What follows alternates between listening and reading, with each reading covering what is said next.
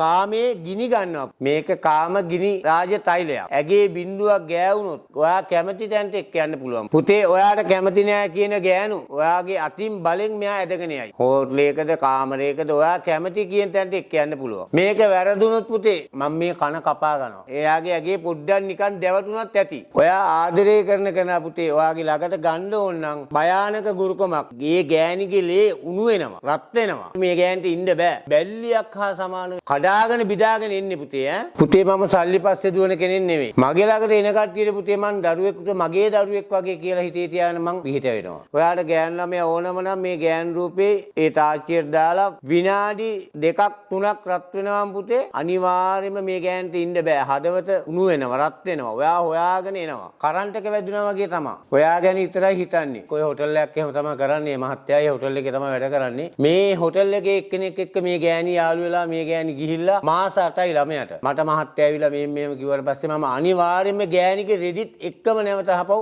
මහත්තයත් එක්ක ආයෙ ගෙදරට ඇවිල්ලා ආයෙ හොඳ ජීවිතයක් ගෙනියන්න තැනට මං හදලා දුන්නා. මේ ගුරුන්නාන්සලා කරන්නේ මොකක්ද දන්නවද? ෆොටෝ පෙන්නනවා ගියා අම්මට පෙන්නනවා, අයියට පෙන්නනවා, අක්කට පෙන්නනවා. මේකට මේ මෙච්චර මුදල් දැම්මේ නැත්තම් මම මේ ෆොටෝ එක දානවා. Facebook එකේ දානවා. ඒතරම කාලා වරෙන්කෝ. අරකයි මේකයි කියලා පුතේ බය කරලා මිනිස්සුන්ගෙන් දැන් මුදල් කඩාගෙන වඩාගෙන කන්නේ බය කරලා. ඉතින් ඒ වගේ හොරුන්ට අහුවෙන්න එපා පුතේ. ගෑල් ළමයා ඔය හොටල් වලට එක්ක ගිහිල්ලා අනවශ්‍ය විදිහට එයාගෙන් ප්‍රයෝජන අරගෙන එයා අතරමං කරලා පිරිමි ළමයා වෙන ඔය සම්බන්ධකම් ඇති කරගෙන මෙයත් එක්ක කසාද බැඳලා වෙනත් එක්කෙනෙක් එක්ක හොටල් වලට ගිහිල්ලා හැම ප්‍රශ්නයකටම එනවා පුතේ මම ළඟට. මේකේ දේවාලට එනවා සෑහෙන ගොඩක් දෙනෙක් ඔය අමාරු ඇටිච් කට්ටිය තමයි එන්නේ පුතේ. මගේ දුවක් කියලා හිතේ තියාගෙන මම අනිවාර්යයෙන්ම මෙයාගේ ප්‍රශ්නේ මොකද්ද කියලා බලනවා. බලලා එයාට අනිවාර්යයෙන්ම පිහිට වෙනවා පුතේ. එයාට උවමනා දඩුවම ඒ කොල්ලට දඩුවම් කරන්න කිව්වොත් දඩුවම් කරනවා. එහෙම නැතුණුත් එයා අයින් කරලා එනිපා මේ විද මහත්තයා මට එයා අරන් දෙන්න. අනිවාර්යයෙන්ම අර සම්බන්ධ කොලින් අයින් කරලා අරන් දෙන්න කිව්වොත් අනිවාර්යෙන් පුතේ මම වරු 3ක් යනකොට ඒ පිරිමි ළමයා ගෑනු ළමයාත් එක්ක සම්බන්ධ කරලා ඒ දෙන්න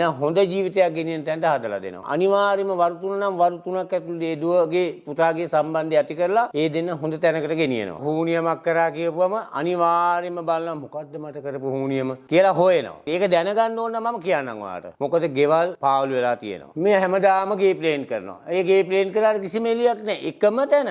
ඔය හුනියමක් කරපු ගෙදර කරපුතේ පළවෙනි කාරණේ තමයි වල් වැවීම. කිසිම ප්ලේන් කරාට කිසිම දියුණුවක් නැහැ. අම්මා තාත්තට ලෙඩ. ඉස්කෝලේ යමුට උන් යන්න හිතනවා උදේ නැගිටිනවා යන්න බෑ. ඇයි මේ ගෙදර අර හුනියම බලපාලා. මොකද ඒ වගේ දේවල් පුතේ ඇකට බලපාම ගෙදර අම්මා තාත්තට අක්කා නංගිට හැමෝටම ලෙඩ.